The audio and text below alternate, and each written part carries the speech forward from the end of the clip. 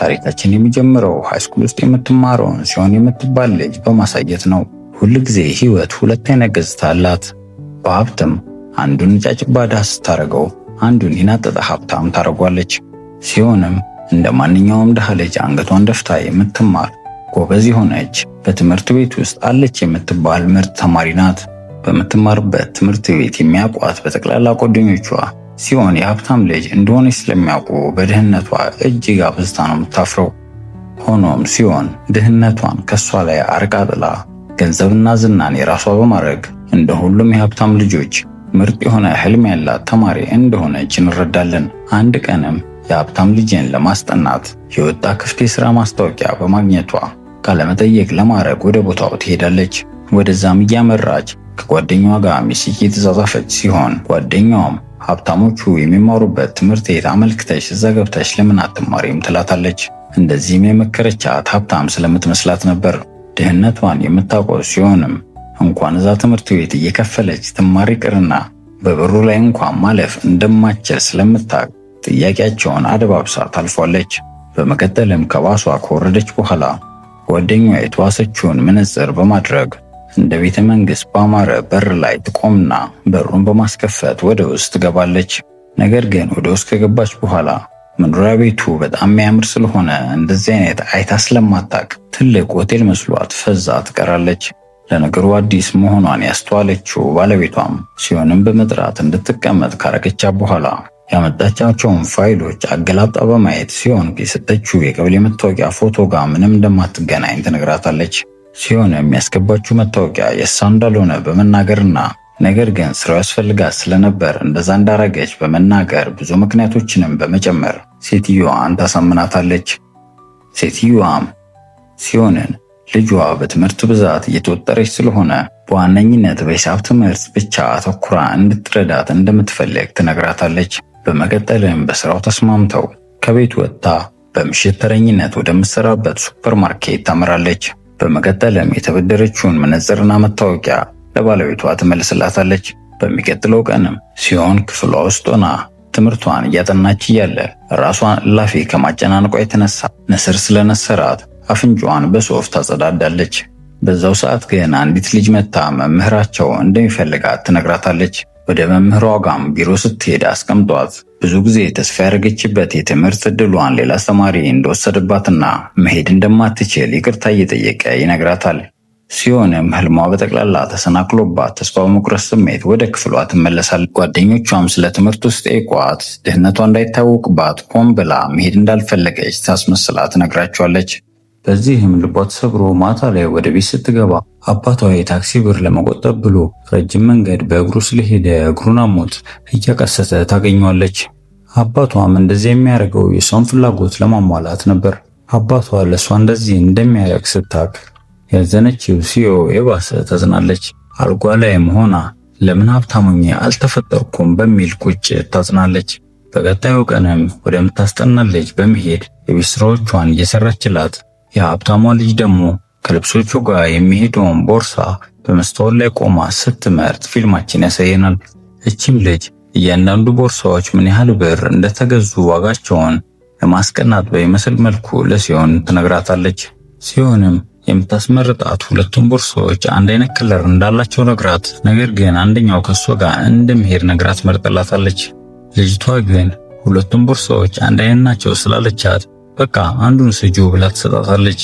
ሲሆንም ቦርሳውን ስትመለከተው ውድ ስለመሰላት ብሸጠው ብዙ ብር አገኝበታለሁ በማለት ለመቀበል ብትጓጓም ነገር ግን ከቆይታ በኋላ ልጅቷ የሾፈችባት እንደሆነ ትረዳለች።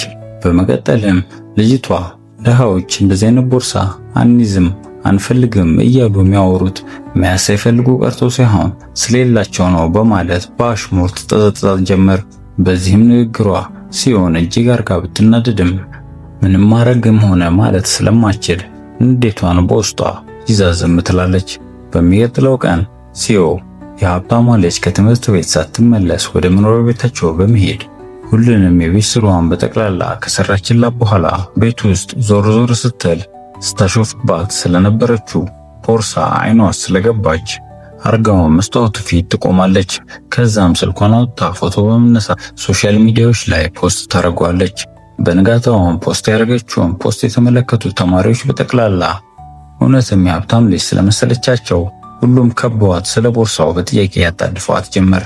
ሲሆን ግን ግራ ገብቷት ወደ ሽንት ቤት ገብታ ስልኳን ስትመለከት ትላንት የተነሳችውና ፖስት ያደረገችው ፎቶ በሺዎች የሚቆጠሩ ላይኮችን ማግኘቱን ታስተውላለች። ይህንም ስትመለከት በጣም ደንግጣ ተመልሳ ወደምታስጠና ልጅ ቤት በመሄድ ምሰራውን ቲያትር ለመቀጠል ትወስናለች።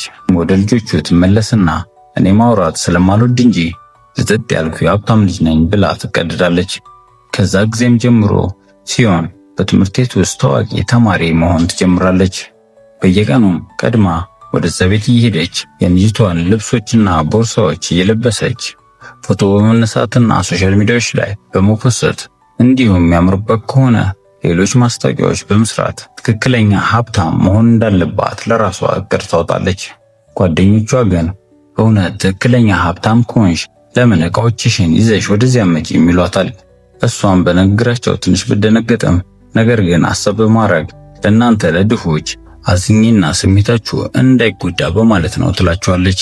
አያይዛም እኔ ስራ ምሰራው ቤተሰቦች ላይ ጥገኛ መሆን ስለማልፈልግ ነው በማለት ወሬዋን ቅመም ስላረገችበት ይበልጥ በጣም አክብረዋት በትምህርት ቤታቸው ውስጥ ማራኪ ተወዳጅና ታዋቂ ልጅ እየሆነች ትመጣለች። በዚህም ውሸቷን በመቀጠል ስለጣማት አንድ ቀን የምታስጠና ልጅ እናቷ ክፍል ውስጥ ገብታ የተለያዩ ጌጣጌጦችን በማድረግ ፎቶ ትነሳለች። በዚህ ጊዜ ግን በሰራተኛዋ ለመያዝ ከጫፍ ደርሳን የተመለሰችው የያዘቻቸውንም ጌጣጌጦች ቀስ ብላ ወደ ማስቀመጫቸው ትመልሳቸዋለች። ሰራተኛዋ ከሄደች በኋላ ቁምሳጥኑን ስትከፍተው የነዛን የሀብታም ተማሪዎች ትምህርት ቤት ዩኒፎርም ታገኘዋለች። ሰው ፎቶ ከተነሳች በኋላ ትምህርት ቤት ልቀይር ነው ብላ ሶሻል ሚዲያ ላይ ፖስት አድርጋለች። ነገር ግን ሳታስበው የሀብታሟ ልጅ ከምትመታበት ሰዓት ቀድማ ስለመጣች ሲሆን በድንጋጤ መርበትበት ትጀምራለች። አልጓ ስር ገብታ ትደበቃታለች። ስልኳን ግን መስታወቱ ላይ ረስታው ስለነበር የሀብታሟ ልጅ ስልኩን አግኝታ ትከፍተውና ወደ ኢንስታግራሟ ስትገባ ሲሆን በእሷ ልብሶች እየዘነጠች የተነሳቻቸውን ፎቶዎች ትመለከታለች። በዚህም ነገር እጅግ ትናደዳለች። ልጅቷ ቆይ ሰራላታለሁ ገና ከማለቷ ሲሆን እንደምንም በማለት ከአልጋ ስር ተስባ በፍርሃት ወጥታ ይህንን ያረገችውን ስራ ለእናቷ እንዳትናገርባት ትለምናት ጀመር። ልጅቷም ሚስጥሯን እንድትደብቅላት ከፈለገች የቤት ስራዋን ሁሉ በየቀኑ እንድትሰራላትና በተጨማሪ የምታዛትን ነገር በጠቅላላ ምትሰራ ከሆነ ብላ አማራጭ ትሰጣታለች። ሲሆንም በዚህ ሐሳብ ተስማምታ ማታ ላይ ከሱፐርማርኬቱ መልስ የልጅቷን የቤት ስራ ደከመኝ ሰለቸኝ ሳትል ሌሊቱን ሙሉ እየሰራች ማደር ስራዋ ይሆናል። በማግስትም ልጅቷ ልብስ ለመግዛት ስትወጣ የሚገዛቸውን ነገሮች በጠቅላላ እያሸከመቻት እንዲሁም ቡና እንድታመጣላት እያዘዘቻት ቀኑን ሙሉ አብራ ስታሽከረክራት ትውላለች። ሲሆንም ብትሰላች ሚስጥሯን እንዳትናገርባት ስትል ግን የተባለችውን በጠቅላላ አንድም ሳታስቀር በትህትና ታረግላት ነበር። በማግስቱም ሲሆን በትምህርት ቤት ውስጥ ፈተና ስላለባት ትምህርቷን እያነበበች ያለ በድንጋይ ልጅቷ ትደውልላትና አንድ እጅግ አስፈላጊ የሆነ ዶክመንት በቤቷ ረስታ እንደመጣችና ሄዳም እንድታመጣላት ትነግራታለች። ሲሆንም ከሄደች ፈተናው ሊያመልጣት ስለሚችል በጣም ትጨነቃለች። ነገር ግን ምንም አይነት አማራጭ ስላልነበራት ሄዳ የተባለችውን ዶክመንት ለልጅቷ ይዛላት ስትመጣ ልጅቷም ከጓደኞቿ ጋር ሆና እየሳቀችባት ፕራንክ እንደሆነና የሷ አሽከር መሆኗን ለጓደኞች ለማሳየት እንደሆነ ትነግራታለች። በዚህም ምክንያት ፈተና ያመለጣት ሲሆን እጅጉን ይባስ ታዝናለች። ወደ መታጠቢያ ክፍል ገብታም ስቅስቅ ብላ ስታለቅስ አንዲት ያዘነችላት ተማሪ መታ ሶፍት ታቀብላታለች። ሲሆንም በልጅቷ ደግነት በጣም ተደንቃ ድንገት ጀርባዋ ላይ ተለጥፎባት የነበረውንና ሌሎች ተማሪዎች መሳለቂያ አድርገው የጻፉባትን ከጀርባዋ ላይ አንስታ ቀዳዳላት ትሄዳለች። ሲሆንም በትህትናዋ በጣም ስለተገረመች ስለ ልጅቷ ስታጣራ እቺም ልጅ እንደሷ ድሃ መሆኗን እንረዳለን።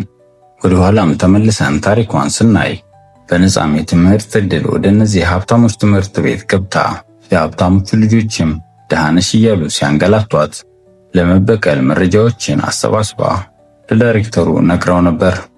ግን ልጆቹ ከናጠጠ የሀብታም ቤተሰብ የመጡ ስለሆነ እነሱ ምንም ሳይሆኑ ቀርተው ይልቁኑ ሌሎች ንጹህ ተማሪዎች በግፍ ሲባረሩ ስታይ ልጅቷን በጥፋተኝነት ስሜት ተውጣ ይቅርታ ልትጠይቅ ትሄዳለች። ልጁም ለዳይሬክተሩ ሪፖርት ያደረገችው እሷ እንደሆነች እንደሚያውቅና ነገር ግን ስለሱ ማሰብ ትታ ተስፋ ሳትቆርጥ እነዚህን ጉዶች እንድታጋልጥ እናም እንድትታገላቸው መክሯት እንደሄደ እንረዳለን። እቺ ልጅም ያንን አደራ ይዛ ድሃ ተማሪዎች ሲጠቁ የተከላከለች ትግሏን ስትቀጥል፣ በሌላ በኩል ጽዮን ከፈተናው በመቅረቷ ያቺን ያጃጀለቻትን የሀብታም ልጅ ለመበቀል አንድ ባልዲ ሙሉ ውሃ ሞልታ የትምህርት ቤቱ ኢንተርቪው የሚደረግበትን ቦታ ማጠያየቃ ወደዚያ ማምራት ጀምራለች። ተማሪዎቹ በመጀመሪያም ሲመለከቷት ያበደች መስሏቸው ቢስቁባትም እሷ ግን እያስፈራራቻቸው ዝም ብላቸው ጉዞዋን ትቀጥላለች። ወዲያውኑም ኢንተርቪው ወደሚደረግበት ክፍል በሩን በርግዳ በመግባት ያቺ ያነደደቻት ልጅ ላይ የያዘችውን ሙሉ ባልዲ ውሃ ትገለብጥባታለች። መላ ሰውነቷን በውሃ በስብሶ ልጅቷ ኢንተርቪው ሲበላሽባት በንዴት ትውግትልና እናቷን ወዲያውኑ ደውላ ታስጠራታለች። ወዲያውኑም እናትየው ወደዛ መታ ጽዮንን በጥፊ ካለቻት በኋላ ሕይወቷንም ብልሽትሽቱን እንደምታወጣው ትዝትባታለች። በዚህም ሰዓት የትምህርት ቤቱ ዳይሬክተር በዛ በኩል እያለፈ ስለነበር የልጅቷ እናት ያደረገችውን ነገር አይተው ካሁን በኋላ ልጇ በዚህ ትምህርት ቤት እንደማትቀጥል ይነግራታል። በዚህ ጊዜ እናትየው ያልጠበቀችው ነገር ስለገጠማት እየተክለሰለሰች ይቅርታ ለመጠየቅ ብትሞክርም ዳይሬክተሩ ግን ምንም ሳይሰማት ትቷት ይሄዳል። በዚህም በንዴት ተሞልታ የጽዮንን ሕይወት አበላሽዋለሁ ብላ በመዛት ወደ እነ ጽዮን ትምህርት ቤት በመሄድ ለዳይሬክተሩ ስለ ጽዮን ማንነት፣ ስለ ማጭበርበሯ እንዲሁም ጌጣጌጦችን እንደሰረቀቻት ጭምር እየፈጠረች መናገሯን ትቀጥላለች። ከትንሽ ቀን በኋላም ጽዮን ወደ ዳይሬክተሩ ቢሮ ተጠርታ ከትምህርት ቤት እንደምትባረር ሲነገራት በጣም ስለፈራች ሶሻል ሚዲያዎቿ ላይ ፖስት ያደረገቻቸውን ፎቶዎች በጠቅላላ ትዘጋቸዋለች። ወደ ክፍሏ ስትመለስ ግን ሁሉም ተማሪዎች ጉዷን ሰምተውላት ስለነበር ውሸታም ነሽ እያሉ እያሾፉባትና ወረቀትም እየወረወሩ ያዋርደዋት ጀመር። ጽዮንም በዚህ ጊዜ መግቢያው መውጫው የተደፈነባት፣ በዛ ላይ ተማሪዎቹ ውሸታም እንደሆነች እየነገሩ እያሸማቀቋት፣ በድንገት ግን ያቺ ሀብታም ልጅ ሜሴጅ ትልክላታለች። እናቴ ባንቺና በጓደኛሽ ላይ ክስ ትመሰርታለች ትላታለች። ጽዮንም በድንጋጤ ተውጣ በእሷ ስህተት ጓደኛዋ ልትጎዳ እንደሆነ ቢገባትም ሁሉንም ነገር ለማስተካከል ወሰና እነዛ የሀብታሞች ትምህርት ቤት ሄዳ ጥፋቱን በሙሉ ወደ ራሷ ላይ በማድረግ ያቺ ሀብታም ልጅ ንጹህ መሆኗን ትመሰክርላታለች። ከዛም እሱ ራሱ ይዞት ነገሮችን እንዲያስቀርና ትምህርት ቤቱ እንዳያባራት እግሩ ስር ወድቃ ትለምኗለች። ዳይሬክተሩ ግን የትምህርት ቤታችን ስም ከምንም በላይ ነው ይላትና አይሆንም በማለት ዘበኛ ጠርቶ ከግቢው ያስወጣታል። ጽዮን ተስፋ በቆረጠ አንደበት መጸዳጃ ቤት ገብታ ተደፍታ ስታለቅስ ሽንት ቤት ውስጥ ገብቶ ተደብቆ ሲያጨስ የነበረ አንድ ተማሪ ያጋጥማታል። እሱም እሷ እንዳትይዘው ብሎ ሾርኮ ሊወጣ ሲል እግሩን እንቅ አርጋ ከያዘችው በኋላ የሴቶች ሽንት ቤት አንተ ምን ታረጋለህ ትሏለች። እሱም ደንግጦ ኧረ ሲጋራ እያጨስኩ ነው በማለትና እንዲሁም እሱ የነበረበት የሴቶች ሽንት ቤት ውስጥ አንዲት ልጅ እንደሞተችና ማንም ሰው እንዳይጠቀምበት ስለተከለከለ ማንም ስለማይመጣ እኔም እዚህ ላጭስ ብዬ ነው ይላል። ስሙ ያንግ እንደሚባል ከነገራት በኋላ ዳይሬክተሩን ማግኘት እንደምትፈልግ ሲያቅ ሊረዳት በማሰብ ከትምህርት ቤቱ ግቢ በአጥር አዘልሎ ያስወጣታል። ከዛም ፊት ለፊታቸው ያለው ቀይ መኪና የእሱ እንደሆነና እዛ ጋር ቆማ እንድትጠብቀው ነግሯት ሲሄድ ጽዮንም በጣም ደክሟት ስለነበር እዛው ባለችበት እንቅልፍ ይወስዳታል። ድንገት ግን በመሃል ስትባነን ሰዓቱ በጣም ሄዶ እኩለ ሌሊት የሆነ ሲሆን ነገር ግን መኪናዋ ከዛ ቦታ አለመንቀሳቀሷን ታስተውላለች። ወደ መኪናዋም ተጠግታም እንደተፈጠረ ለማየት ስትሞክር ድንገት ግን የሆነ ሰው ከጣራ ላይ በአፍጢሙ መፈትፈቱን ስላየች በድንጋጤ ሮጣ ወደዛ ስትጠጋ ያቺ ቅድም በመልካምነቷ የረዳቻት ምስኪን ልጅ ሆና እናገኛታለን። ወዲያውኑም ቀና ብላ ወደ ጣሪያው ስትመለከት የሆነ ሰው በጨለማው ሲንቀሳቀስ አይታ ልጅቷን የገፋት የሆነ ሰው እንደሆነ ይገባታል። እየጮኸችም እርዳታ ትጣራለች። ነገር ግን ልጅቷ በጣር ላይ ያለች አምቡላንስ በመድረሱ ወደ ሆስፒታል ይዘዋት ይሄዳሉ። ፖሊሶች ተከታትለው መጥተው የሲዮንንም ቃል ሲቀበሏት እየተንቀጠቀጠችና እያለቀሰች ጣራው ላይ አንድ ሰው እንዳየችና ነገሩ አደጋ ወይም ራስ ማጥፋት ሳይሆን የግድያ ሙከራ እንደሆነ በሚገባ ታስረዳቸዋለች። እናም ይሄ ወሬ የትምህርት ቤቱ ዳይሬክተር ጋር ደርሶ ጸሐፊው ልጅቷ ኮማ ውስጥ እንደሆነችና ሕይወቷም አደጋ ላይ እንደሆነ ሲነግረው፣ ዳይሬክተሩ ግን ልቡን በጭካኔ ሞልቶ እሷ እኮ ዝም ብላ ድሃ ተማሪያችን ናት፣ ሞተች ቀረች፣ እኔ ምንም አያገባኝም በማለት ነገሩን እንደቀላል አቅልሎት የትምህርት ቤቱ ስም እንዳይበላሽበት ሲል ብቻ ራሷን ለማጥፋት እንደሞከረች እንዲወራ ይወስናል። ጸሐፊው ግን ድርጊቱን ሲዮን እንዳየችው ሲነግረው መጀመሪያ ላይ ቢደናገጥም ነገር ግን ምስክሯ እሷ መሆኗን ሲያስተውል እንዴት አድርጎ አፏን ማዘጋት እንዳለበት ማሰብ ይጀምራል። አንድ ሐሳብ መጥቶለት ሲዮን ምን እያደረገች እንደሆነ እንዲያጣራና እዛ ሆስፒታል እንዲጠብቀው ይነግሯል። በማግስቱ ሲዮንም ወደ ቤቷ ስትመለስ ያቺ ሀብታም ልጅ በሯ ላይ ስትጠብቃት ትመለከታታለች። ሲዮን ልትጠላት የመጣች መስሎት በፍርሃት ተሞልታ እያለ ልጅቷ ግን በተቃራኒው በአንቺ ምክንያት እኮ ዳይሬክተሩ ትምህርት ቤት ውስጥ ትምህርቴን እንድቀጥል ፈቀደልኝ ብላት እጅግ አርጋ በጣም ታመሰግናታለች። እናትየው ለመሰረት ያሰበችውን ክስ እንዳነሳችላት ነግራት ያመጣችላትንም ስጦታ ሰጥታ ትሄዳለች። ሲዮንም ነገሩ ሁሉ ግራ እየገባት ወደ ቤቷ ስትገባ አባቷ ቤት ስለነበረ የት እንደነበረች ጠይቃታል። እሷም ከጓደኛዋ ጋር ስታነብ እንደመሸባት በመናገር ተዋሸውና ወደ ክፍሏ ገብታ የዘጋውን ስልኳን ቻርጅ አርጋ ትከፍቷለች። በዚህ ጊዜ የትምህርት ቤቱ ዳይሬክተር ስልኳን በሜሴጅ እንዳጨናነቀው ትመለከታለች። ገና መልእክቶቹን አንባ ሳትጨርስ ግን ደግሞ በመደወል ያንን ጣራ ላይ ያየሽውን ነገር ሚስጥር አድርገሽ ከያሽልኝ እኔ ደግሞ ውለታሽን በመክፈል የምትፈልጊውን የትምህርት ዕድል እኛ ትምህርት ቤት በነፃ አመቻችልሻለሁ በማለት አጓጊ ስምምነት ያቀርብላታል። ሲዮን ይህንን ስትሰማ በመጀመሪያ ላይ ብትደናገጥም በኋላ ላይ ግን የምትፈልገውን ሕይወት የምታገኝበት ብቸኛው አቋራጭ መንገድ መሆኑን በመረዳት ህልሟን ለማሳካት ብቻ ስትል በዳይሬክተሩ ሐሳብ ትስማማለች። በሌላ በኩል ከሀብታሞቹ ትምህርት ቤት በግፍ የተባረረው ልጅ ወደ ሆስፒታል ሄዶ የልጅቷንም እናት እያጽናናት ድሮ የሀብታም ልጆች እንዴት ያንገላቱት እንደነበርና ዳይሬክተሩን ቤተሰቦቻቸው ትልቅ የገንዘብ እርዳታ በትምህርት ቤቱ ስለሚያደርጉ አይቶ እንዳላየ እንደሚሆን እንዲሁም ለድሆች ምንም ግድ እንደሌለው ትዝ እያለው ይብሰለሰል ጀመረ። በሌላ በኩል የትምህርት ቤቱ ተማሪዎች ታማሚዋ ጓደኛቸውን ጠይቁ ተብለው ሲነገራቸው የሀብታሞቹ ልጆች ግን እሷ እኮ የድሃ ልጅ ስለሆነች በእኛ ደረጃ አይደለችም በማለት አብዝተው በጣም ያሽሟጥጣሉ። በማግስቱ ሲዮን ወደ ድሮ ትምህርት ቤቷ ዕቃዎችን ለመውሰድ ስትሄድ ጓደኞቿ ግን ተባረሽ ነው ወይ እያሉ ሲጠይቋት እሷ ግን በኩራት ተሳስታችኋል፣ እኔ እዛኛው የሀብታሞቹ ትምህርት ቤት ልገባ ነው ብላ ያልጠበቁትን ዜና ትነግራቸዋለች። በዚህ ጊዜ ሁሉም በድንጋጤ ሁሉም አፋቸውን ከፍተው በመስኮት በኩል ሲመለከቷት እሷም እንዳሸናፊ በኩራት ፈገግ እያለች ከትምህርት ቤቱ ግቢ ወጥታ ትሄዳለች። ማታ ላይም ወደምትሰራበት ሱፐርማርኬት ሄዳ ካሁን በኋላ ይህ ስራ በቃኝ በማለት ለአንዴና ለመጨረሻ ጊዜ ትለቃለች።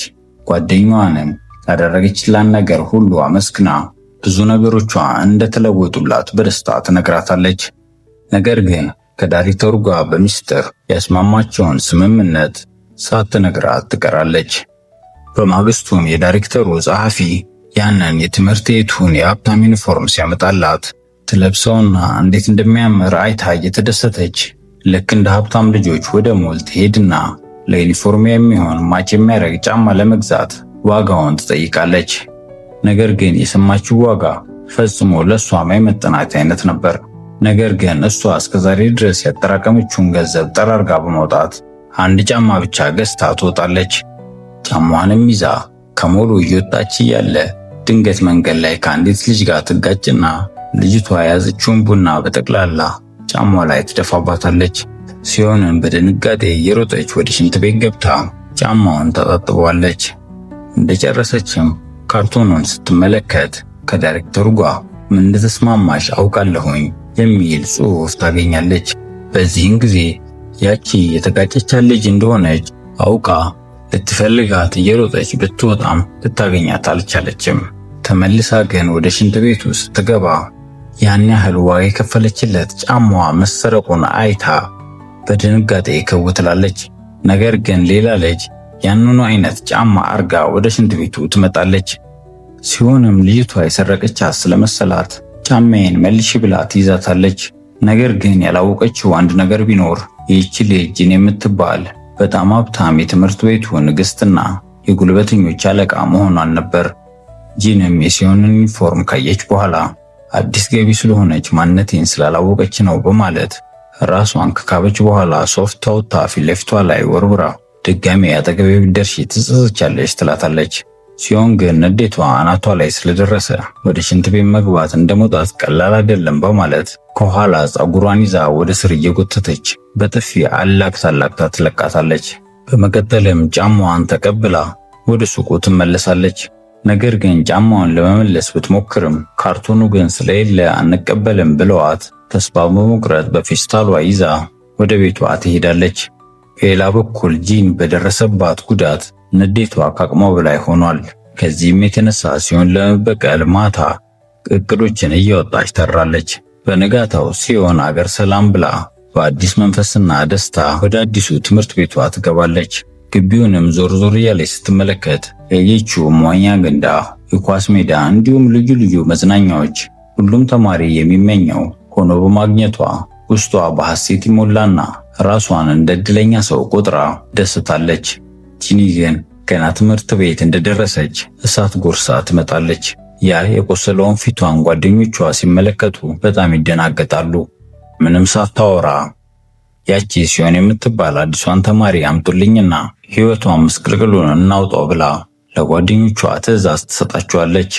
በዚያው ሰዓት ግን ሲዮን ወደ ቢሮ ገብታ አዲሱን መታወቂያዋን ከተቀበለች በኋላ የተማሪዎች ተወካይ ጋር እንድትሄድ ሲነግሯት በተባለችው መሰረት ትሄዳለች። ነገር ግን የተማሪዎች ተወካዩ እዛ ሽንት ቤት ውስጥ ሲያጨስ ያገኘችው ያንግ የተባለው ተማሪ ሆኖ ታገኘዋለች። ያንግም ወዲያውኑ አውቆት ስለነበር ያኔ ከትምህርት ቤት ባጥር ዘለሽ ወጣሹ ልጅ ነሽ አይደል እንዴ ሲላት፣ እሷ ግን እባክህ እኔ አሁን አዲስ ህይወት መጀመር እፈልጋለሁ ስለ ድሮ አታንሳሺ ስላለችው እሱም በቃ እሺ እንርሳው ብሏት ትምህርት ቤቱን ሊያስጎበኛት እጇን ይዞ ሊሄድ ሲል ጁን የሚባል አንድ አሪፍ ልጅ ይመጣና ያንግ እየተነኮላት ስለመሰለው እጇን በኃይል ይነጥቀውና ወደ ራሱ ይወስዳታል። በዚህ ሰዓት ሁለት ወንዶች እርስ በራስ ይፋጠጣሉ። ማን እንደምትመርጥ ሲጠይቋት ሲዮን ግራ ትጋባለች። በመጨረሻም ጁንን መርጣ አብራው ትሄዳለች። ከዛም ጁን በጣም ተንከባክቦና ስልክ ቁጥሩን ሰጥቷት ማንኛውም ችግር ካጋጠመሽ ደውይልኝ ይላታል። ሲዮንም በንግግሩ በጣም ደስ ብሏት አይኑካ ነገር ይገባላታል መሰለኝ። ከቆይታም በኋላ ወደ ሎከሯ ስትጓዝ ያንን የድሮ ጫማዋንና እንኳን ወደ ገሃነም በሰላም መጣሽ ሕይወትሽን ነው ማበላሽልሽ የሚል አንድ አስፈሪ ጽሑፍ ተለጥፎ ታገኛለች። በዚህ ጊዜ ጂኒ ጫማዋን እንዳልሰረቀችባት ተረድታ በተናገረችው ነገር ተጸጽታ ይቅርታ ለመጠየቅ ስታፈላልጋት ሳታስበው መንገዷ ላይ የጂኒ ጓደኞች ጠልፈው ይጥሏትና መሬት ለመሬት እየጎተቱ መከራዋን ያበሏታል። ድንገት ሳያስቡት ግን ከመካከላቸው ተነስታ በሩጫ ታመልጣቸዋለች። የዳይሬክተሩ ቢሮ ጋር ሄዳ ትደበቅና እርዳታ ትጠይቋለች። ነገር ግን ዳይሬክተሩ ፊት እየነሳትና እየሳቀባት እኔ እኮ ቃሌን ጠብቄያለሁ፣ ያለ ክፍያም በነፃ አስገብቼሻለሁ። ከዚህ በኋላ ራስሽን መጠበቅ ያንቺ ኃላፊነት ነው፣ ካልሆነ ግን ከዚህ ትምህርት ቤት መውጣት ትችያለሽ ብሎ ከዚያ ያስወጣታል። ሲሆንም በዚህ ጉዳይ ልቧ ተሰብሮና ተስፋ ቆርጣ ከቢሮ ስትወጣ ጂኒም በክፋት ሲዮን ላይ ያፌዘች ይሄ ዋና ማሟሟቂያ ነው፣ የወደፊት ስቃይ ገና ይቀጥላል ብላ ስዝትባት ወዲያውኑ ሲዮንን ብዙ ተማሪዎች ከበዋት ጂኒ በትዕቢት ተወጥራ ይቅርታ እንዳርግልሽ ከፈለግሽ ተንበርክከሽ ጫማዬን ላሽ ትላታለች። ነገር ግን ሲዮን በፍርሃት ከመንቀጥቀጥ ይልቅ እናቴ ድሮ ምንም ነገር እንዳፈሪ ብላ ነግራኛለች ብላ ተናግራ ምንም ሳታስበው ሲዮን ተነስታ በቦክስ ትላታለች። እሱን ከመታቻት በኋላ በሩጫ ከአካባቢው ትሄዳለች። ተማሪዎቹ በሲዮን ድፍረት በጣም ቢገረሙም በመቀጠልም ተከትሎ ሊይዟት ሲያሯርጧት ሲዮንም ወደ አንድ ኮሪደር ገብታ ምትሄድበት እያጣች እያለ ድንገት ግን ሳታስበው አንድ የአርት ክፍል ተማሪ ጆን ጎትታ ወደ ክፍል ውስጥ አስገባታለች። ወደ ክፍል ውስጥ አስገብታ ከደበቀቻት በኋላ የተጎዳውን እግሯን ካከመችላትና ጫማም ከሰጠቻት በኋላ በደንብ እንደተረጋጋች እርግጠኛ ስትሆን አሁን መሄድ እንደምትችል ትነግራታለች። ሲሆንም በዚህ ነገር እዚህ ትምህርት ቤት ውስጥ ሁሉም ተማሪ ክፉ እንዳልሆነ ከተረዳች በኋላ አመስግናት አንድ ጥያቄን ለጠየቀች ለምንድን ነው እዚህ ትምህርት ቤት ውስጥ ሁሉም ተማሪ እንደዚህ ጨካኝ ሆነው ብላ ስትጠይቃት የስዕል ተማሪዋም በትምህርት ቤት ውስጥ ያለው ብልሹ አሰራርና ሀብታም ተማሪዎች ድሃ ተማሪዎችን እያሸማቀቁ የበታች እንደሚያደርጓቸው በደንብ አርጋ ታስረዳታለች። ጂኒም የዚህ ትምህርት ቤት አለቃ የሆነችበት ዋነኛ ሚስጥሯ የናጠጣ ሀብቷ እንደሆነ ከነገረቻት በኋላ እዚህ ትምህርት ቤት በነፃ ስለገባሽ ብቻ ምንም ባታረያት ራሱ መገፋትሽና መሰደብሽ መሸማቀቅሽ እንደማይቀርልሽ እወቂው በማለት እውነቱን ትነግራታለች። ሲሆን የዚህ ትምህርት ቤት ነገር በጣም እንደሚከብድ ካረጋገጠችና ካወቀች በኋላ ነገሩን ለመጋፈጥ ያችን ልጅ አመስግናት ከክላሱ ትወጣለች። ልጅቷ ሲሆን የምታይበት አስተያየት ግን የውሸትና መጥፎ ነገር እንደነገረቻት የሚያሳይ ነበር። ከወጣችን በኋላ ሲሆን ተደብቃ እያለ ያ መጀመሪያ ትምህርት ቤት ስገባ የተቀበላት ልጅ ጁንን በማስታወስ እንዲረዳት ሜሴጅ ትልክለታለች። እነዛ ተንኮለኞች የጂኒ ተላላኪዎች ግን ሳታስበው መጥተው ይዟታል።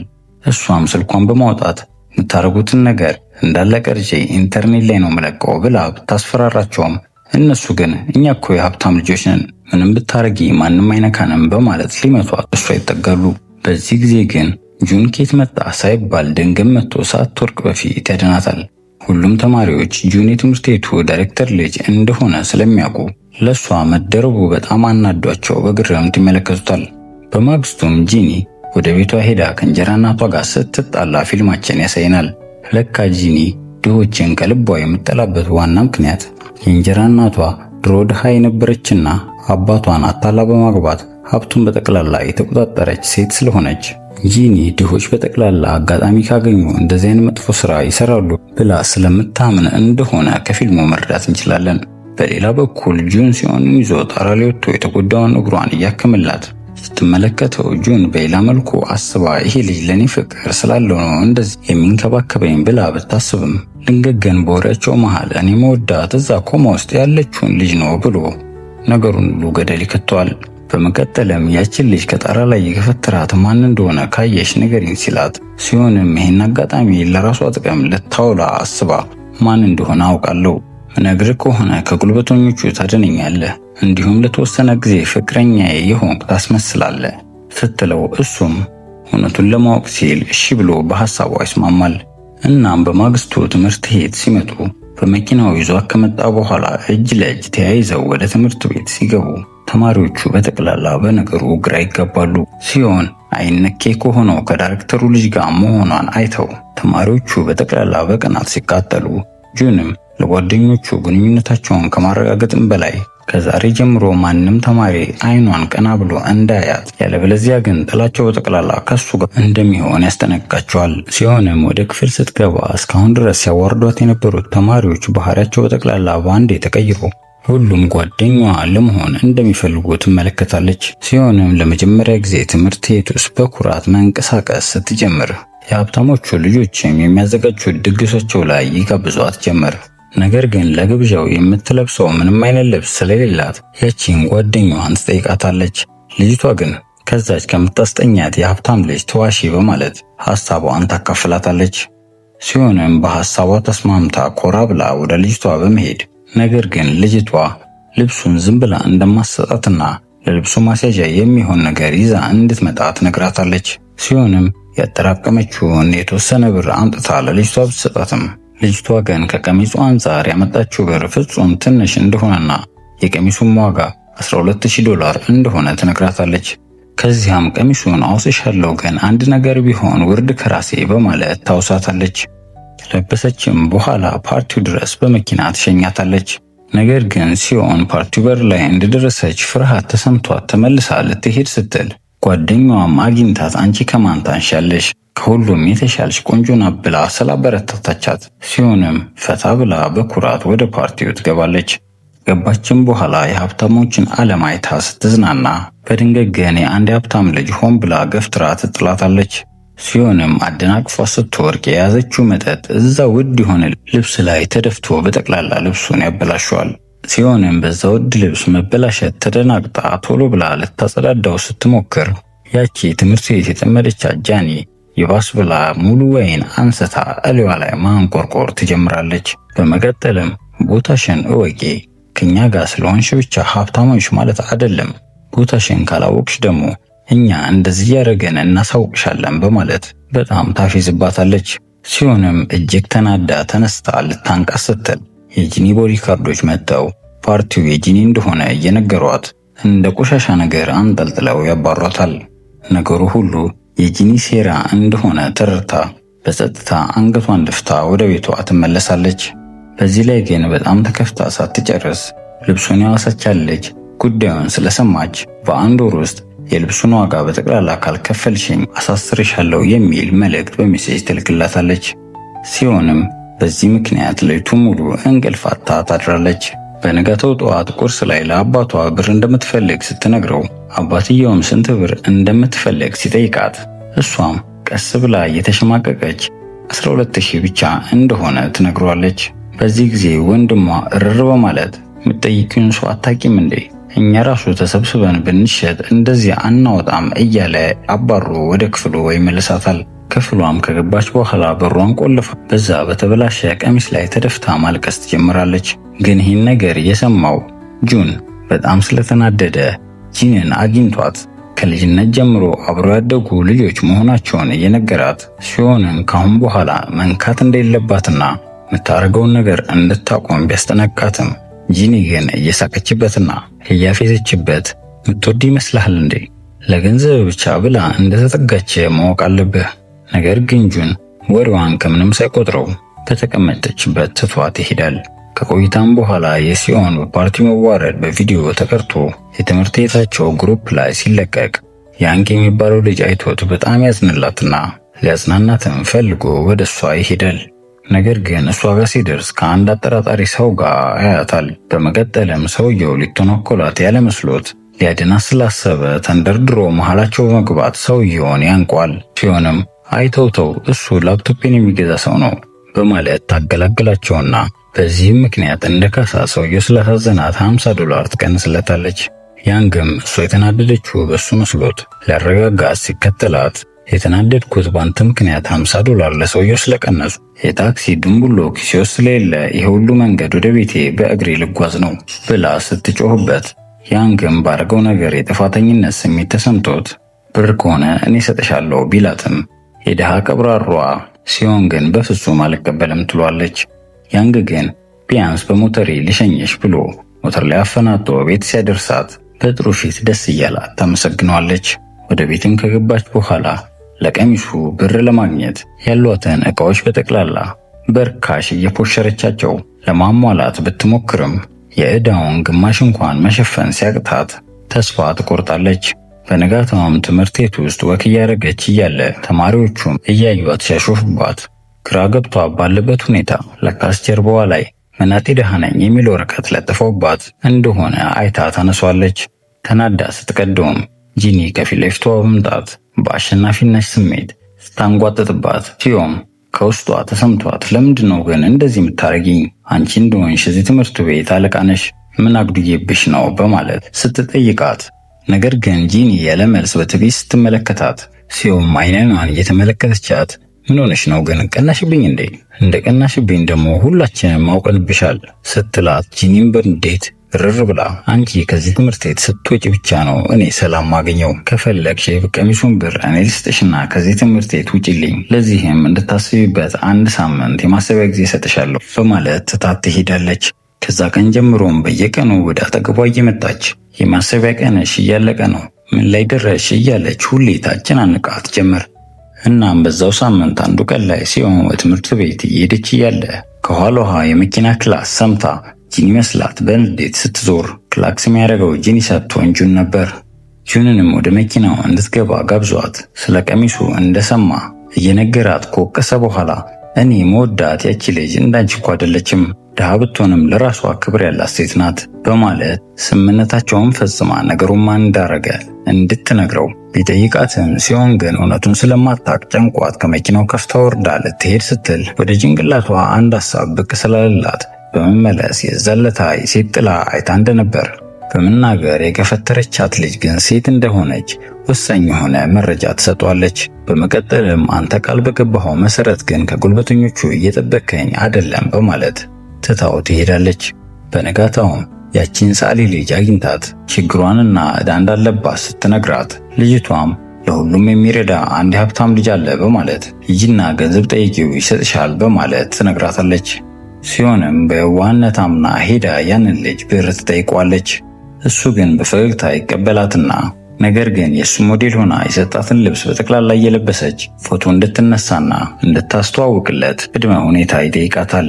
እሷም አማራጭ ስላልነበራት ተስማምታ ፎቶውን መነሳት ስትጀምር የልጁን ባህሪ እየተቀያየረ ይመጣና ስለተጠጋት ምን አይነት መጥፎ ዓላማ እንዳለው ማየት ትጀምራለች።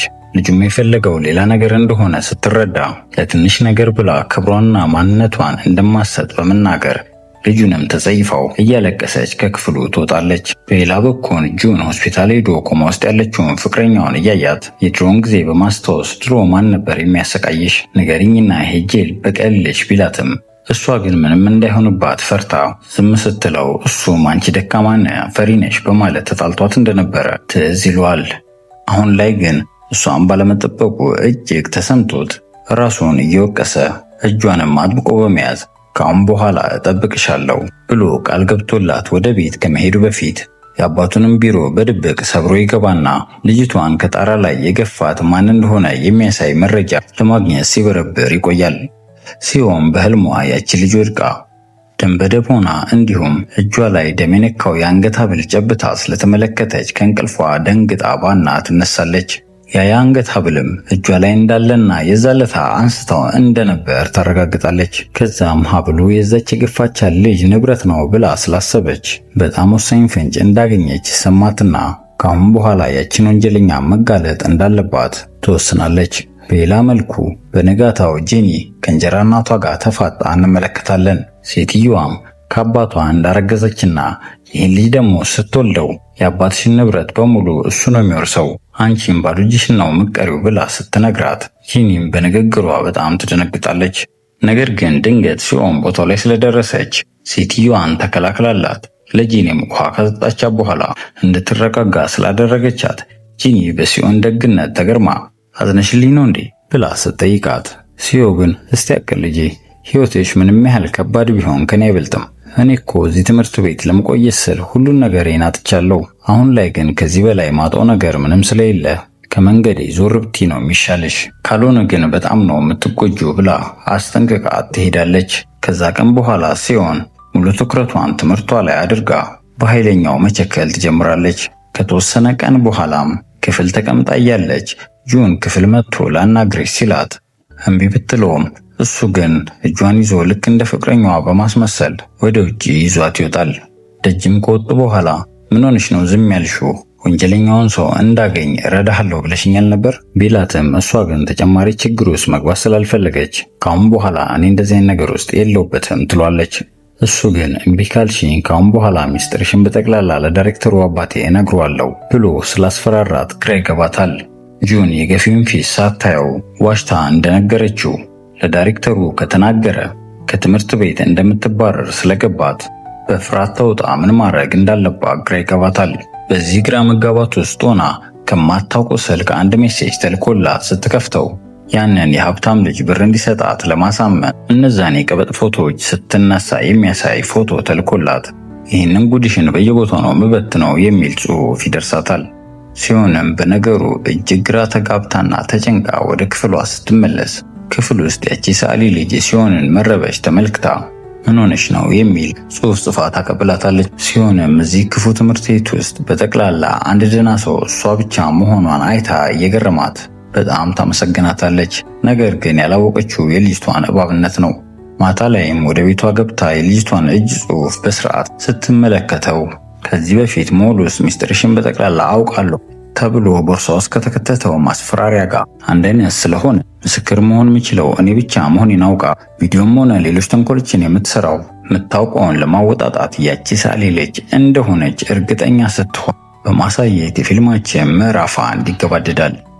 የአሪፍ ፊልም ቤተሰቦቼ የፊልሙ ምዕራፍ 2 ሲለቀቅ ፊልሙ ከተመቻችሁ እንድሰራላችሁ በኮሜንት እንዲሁም ፊልሙን ከወደዳችሁት ላይክ፣ ቤተሰብ ያልሆናችሁ ደግሞ እንደዚህ አይነት ምርጥ ፊልሞች ሲለቀቁ ወዲያው እንዲደርሳችሁ ሰብስክራይብ በማድረግ ድጋፋችሁን አሳዩኝ በማለት ለዛሬ የነበረኝን ቆይታ በዚያው በቃው። መልካም ሳምንት፣ ቸር ቆዩልኝ።